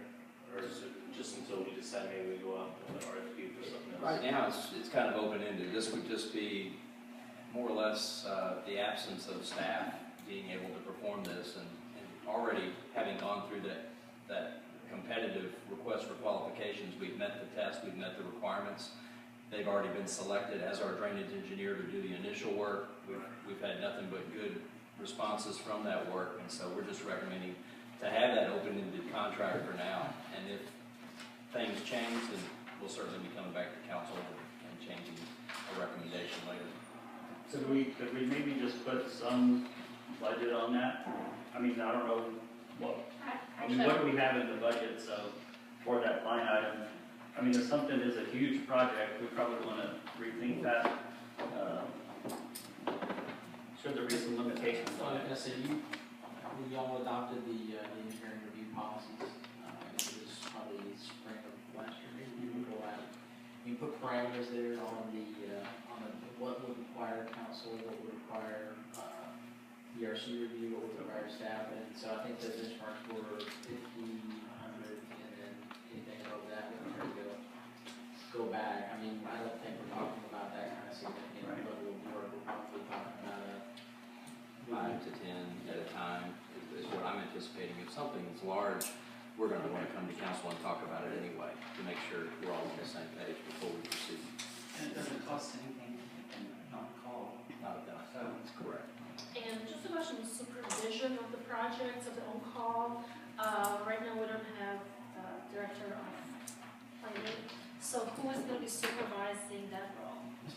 I was kind of looking at here, just volunteering here for that. I'm thinking, okay. I gladly volunteer, yes. On the time and materials basis they set down, if you look at their letter, their cover letter, it talks about their multiplier on their labor rates is 3 times raw labor, and sub-consultants at essentially a 10% markup. Is it a 10% markup and a 3% or 300% markup to the rates that are listed on this chart, or is this the rates stated? For example, if the principal or a senior project manager is working on it, their rates vary between $180 to $230, I would assume, per hour, not per project. And then the cost multiplier is a little bit different in that explanation chart, saying it's only a 2.25 coefficient as opposed to the 3. So I'm just a little bit confused if that's going to be an upcharge on the rates that they're putting here, or if they're explaining that that is the rate. Is that clear? Stephen Wilcox from Costello. I can tell you what the rate will be, is what I get paid. It's a 3-0 for municipal is what we usually use. That's kind of in line with other cities. So the 2.25 it has our burden and some other things in it. I'm not an expert in how we compute our rates, so I'm kind of speaking off the cuff here. And I can get more detail for you if you need to know. And then the 3.0 is the total. So it's 3.0 is my raw salary times 3, and it covers burden rate and a little bit of profit in there. So. Okay. That gets back to ties into what do we do on budget constraints? You know, are we going to have a threshold and saying they can spend anything up to 25 or 50,000, and anything over that threshold they have to come? Because on average here, just looking at the chart of all the different types of engineers that could possibly work on this, you're looking at about spending $150 an hour on the upside. Right. With Michael's recommendation and asking that any work will require prior authorization from the city. But in the cover letter it says time will only be charged with prior authorization. It doesn't talk about materials or subs. So that's why there's a little bit of discrepancy between what the recommendation is and what the scope of work is presented from Costello. I would think it would be no charges incurred unless city written staff authorization. authorizes their. Okay, so there's no floor threshold then? That's correct. Okay. Yes, yeah. That's. We won't do anything without y'all's authorization or donating. And we would follow, as CJ said, those levels of those threshold levels. And even if it reached a number that we became uncomfortable with, we would bring that to council and have a conversation. The reality is we have a limited engineering budget already existing. We don't pierce that number. We're not going to pierce that number. If we do, we're going to come back to you. Right, but if we're just using them on call in situations of emergency, a small problem can often turn into a larger one. We would need to have some threshold to say, this isn't carte blanche to just go with this if we need to talk about putting a scope and sending out for RFQ for a project. And just another comment, Mr. Ross. I'm totally, just looking at it from a different angle. So I'm totally okay with an engineering firm helping our residents with drainage issues. I think we identify that, they help us identify them. to a great extent. There's, millions of dollars and potential changes that we can hire them to do, but we are not going to right now, I understand. But, so I'm fine with the residents being helped. However, when it comes to planning and for training of future land development projects for private entities, I might have a slight concern with that, because I believe that private interests of any kind, special interest, they should actually pay for themselves. So I'm fine for using public dollars for private residents, but not so fine in using it for projects. Please clarify, we're not going to turn Costello loose on anything that doesn't impact the public right away and doesn't impact the drainage of the city as a whole. We don't ever use our funds or our consulting contracts to benefit any private individual or developer. What I think the mayor was referring to, we have a situation where we have two different developers that have drainage issues that flow into our channels and that could possibly impact our right of way on boat art. And so we need because no offense to Steve and I'm so sorry. Tom at across the branch. Their engineers are going to tell us what they want to tell us. We need a second set of eyes sometimes to come back and say, you know what, these drainage calculations really don't make a whole lot of sense for the city to try and undertake this project. Okay, thank you for the explanation. Yes, ma'am. I make a motion to approve non-call contract for PE services between the city and Costello. Motion's been made and seconded. Any further questions? All those in favor say aye. Aye. All opposed? Motion carries. Item J is consideration and possible action to approve an interlocal agreement between the city of Fulshear and the city of Pearland for the provision of ditch cleaning and other drainage improvements. And Mr. Ross. Thank you, Mayor. Necessary, as you may recall, for our city to retain the services of an outside contractor for the cleaning and regrading of our open ditches within the city of Fulshear. Ditches are cleaned of this accumulated sediment using a hydraulic excavator equipped with laser level technology. This technology accurately measures the correct ditch slope to assure optimum drainage. The contractor is responsible for the subsequent removal and the appropriate disposal of all spoil material produced by their work. On December 15th, City Council approved the advertising of bids for a contractor to perform ditch cleaning services on Boat Ark Lane. We were about to bid these services when we learned that the city of Pearland had recently gone through the same competitive bid process for the exact type of ditch cleaning services. After opening and evaluating the bids, they awarded the bid to Donmar Grading Incorporated through the use of an interlocal agreement, which is similar to what we've used with other cooperative purchasing agencies, and it's a very routine matter. We, if approved by City Council, would be able to utilize the City Council contract for our projects, and if approved by both respective City Councils. Pearland has indicated that they intend to place an interlocal agreement on their next council meeting agenda for approval, assuming our City Council does as well tonight. The City of Pearland reports a high degree of satisfaction with Donmar's responsiveness and quality of work.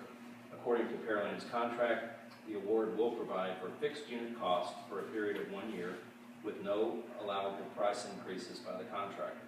At the expiration of the initial term, there is a renewal option for 2 additional years with the mutual agreement of both parties and the subsequent approval of respective city councils. Staff recommends that City Council approve the execution of the standard interlocal agreement with the City of Pearland to utilize their contractor, Donmar Grading Incorporated, for ditch cleaning services in accordance with Pearland's bid criteria and specifications. Mr. Ross, do we have Donmar's response to the Pearland bid? Yes. We have I believe that was concluded. No, so the only thing we got was the interlocal agreement, and then the specifications that Pearland put out on their bid number 061554, which is ditch cleaning services, which was the RFQ. But we don't have the response from Donmar Grading. We don't have anything on Donmar. Basically, it says who they are. It's just a name. Because I was going to ask about the purchasing policy, we have to go for RFQ, so I just kind of wanted some clarification around that too. And then also, I know we have Mr. King waiting, so was this based on a price that was far greater than Well, savings and? let's separate out a few issues. Okay. So we had discussed informally with Mr. King about what he thought, his conversations, and he went out and shot Greg into the room, and he came back with a range of a number much higher than we were previously anticipated, which triggered the idea that we might have to do an RFQ. So we began preparing that RFQ, and in the interim, through informal sessions with the city of Pearland, discovered they had awarded the contract to Don Marr, and were willing to do an interlocal, because I believe they also just entered into an interlocal with the city of Richardson. City of Richardson, In yeah, Dallas. yeah, with the same services. And so we decided to try and expedite things, because what we were gonna have to do if we did an RFQ was basically separate out, one, the surveying associated with it, and then two, the actual work performed, and we knew we were gonna blow the top off our budget. Subsequent to that, subsequent even to this being put in package on Friday, we understand that Mr. King now thinks that we could probably do this for far less than what he initially told us we could. But we're still in a place where we feel like we want to go ahead and enter into an interlocal with Pearland. And the reason, to answer Ms. Messick's question, is similar to how we use HGAC buy or TIPS or Choice Partners. All of those are pre-vetted in government entities that have pre-vetted the contracts that we're let. They've gone through, essentially jumped through all the RFQ hoops for us, and they have a service provider that meets all of those standards that we would normally provide under our purchasing policies. And that's why we're able to, desirous of remaining. I understand how you would want to utilize a purchasing organization like Choice Partners or HGSC. Even this is a really nice out-of-box thinking, but I'd like to further comment on, we really want to see Don Marr's backgrounds, because they might have vetted them, but we really don't know anything about them. More importantly, in their bid, they're going to have an outline of the charges of what they're going to do based on Pearland had an incredible scope of work. It was to be highly commended. I'm very impressed with their RFQ statement that they put out. They go so far as to put diagrams on ditch leveling with the laser technology. But our budgeted amount for that line item for this current fiscal year is $250,000. So I'm assuming by deductive reasoning that they are less than that. But if they're a partner that's only one of a small shop, which I'm not opposed to, small local companies, I think that's preferable, quite honestly, and especially if they're a member of Choice Partners and we can do an interlocal agreement. We just have nothing to base it on. Obviously, we're not going to spend more than... You have a very detailed scope of work. Right, but I don't know what Don Marr is going to do. The scope of work applied to everybody who submitted bids, and Don Marr is going to do the scope. Every bidder would have to perform the scope, and they're going to do it for $3.30 a linear foot, which is the number that's what I'm looking for. Okay, I was like, so what is that the number number? I thought was in here that's not, and I apologize. It's $3.30. There was a low bidder out of all the competitive bidders that provided bids to Pearland. This is exactly what we would have done, and we didn't have, to be honest, I would have just copied exactly. Yes, no, it's an amazing scope of work. Yeah, it's extremely good, but that's what I was looking for. What is the charge per linear foot, and how much are we estimating linear footage of clearing down Bodart based on the workshop we had? It won't be, I think at one point we were looking at upwards of 70,000 linear feet. I don't think we're near going to be even close to that, because what we've kind of discovered through our discussions is that that's not going to solve the problem. We're essentially contracting to put a Band-Aid on a problem, and this is to put a smaller Band-Aid on top of that, underneath that Band-Aid. So when we had the town hall discussion and they put the maps up, I know that we talked to the residents and said ditch cleaning is going to be part of that. I don't know what the city's intention was with going with it. Obviously, they're looking at Don Marr grading. It's just, we didn't have any information on Don Marr grading other than a name and an executive summary. It doesn't say that in the scope of work. And you will have, all of you tonight, I thought it was in here, you'll have their actual, detailed bid, but it's $3.30 a linear foot, and they were the low bid. And that, Pearland budgeted $200,000 in their budget, and then got them about 66,000 linear feet of total cleaning in that city. And that includes, there's $3.30 of that is a detailed initial survey, where they then provide that survey, that laser technology to the city. The city approves it and says, okay, go clean this. And then when it get finished, there's a performance specification, rainfall, or fill the ditch with hydrants and make sure that it drains as per the specification. Mr. Ross, does this limit us to 1 year, and then you come back to council in a year to kind of to review the performance and recommend if you're going to renew the interval flow? If Pearland renewed it, we would come back absolutely to council and say, we recommend doing the same, assuming that we're having it. And obviously, if the first project they do, or if they're doing terrible work, we're going to say, stop, we'll pay them for that 10 linear foot that they did, and we'll go out for bid, and we'll get our own. This seemed like it was too good to be true, but they just did exactly, in a very good way, what we were about to do. So what is their estimated start date on this project? Because if it's a 1-year agreement, are they prepared to start, hit the ground running? That's a callback I haven't received yet, but If they're going to delay longer than it would take us to go do competitive bids, we'll be coming back to you. Is this too much if we went and put this on March, just so you can complete everything that you have provided to us? We would like March to, 1? we'd rather get them started. If they can go, we'd rather get going and begin that cleaning. And I would also point out, we do interlocal like this with other government entities. The county provides that local bridge services to when typically we have to do our let bids every year to have our asphalt redone. So it's not that unusual. We do details for increasing information. But yeah, I think we want to, if we get them started quicker, the better we are. Two questions to that. Based on, I think, our workshop, we talked about some culverts might need to be replaced, and who takes on the purchase of that, and who determines that? I mean, I guess Belmar was determining if it needed to be replaced. Yes, sir. As part of their surveying work, we're going to go out with them and we're going to look at these and we're going to say, look, this culvert, it's too high. In order to get proper grade on this ditch like it should be, to restore it to the condition it should be, we're going to probably have a separate contract for someone to come out and go ahead and replace that culvert, set it at the proper elevation, put the driveway back in or the street back in, and then do that ditch cleaning to match that new culvert flow line. And the second of that, is there anything in here that basically protects us from them using the subcontractor themselves? They would be completely responsible for the performance. Yes, sir. And there is some language about subcontractors, but as long as they have all the insurance and all the bonding, and that's something that Mr. King doesn't have. And that was part of the complexities that we began looking at is the state requires a bond on any amount of work over $100,000, and not all contractors can meet that. This one's meeting it all. Mr. Ross, I Traffic assume you will control. be, Traffic control also is included in this price per lineal feet. Yes, ma'am. Mr. Ross, I assume you will be supervising this project as well. I have two questions also. How often do y'all think we would need this service? How often do you foresee this being needed? Well, we know we have the one project right in front of us, and there's probably others that we haven't thought about yet, other open ditch areas in the city. There's lots of them. Well, You better find you need to clean it out periodically. I can tell you, I've lived in my house for 15 years, and the ditch has never been cleaned. And all of our neighbors haul in dirt, and then sediment goes in the ditches, so they do need to be cleaned out. I think it depends on where you're at.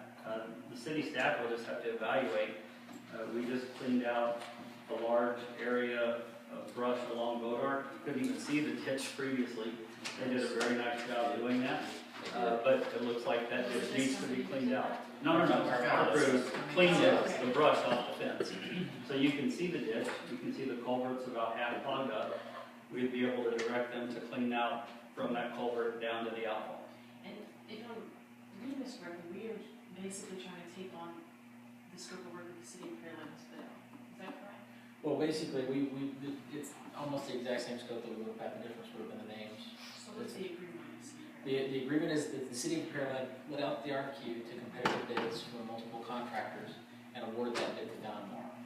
And we are simply tagging on and essentially purchasing services from Donmar based on the vetting that was done by the city of Pearland. That's what we did with Siemens.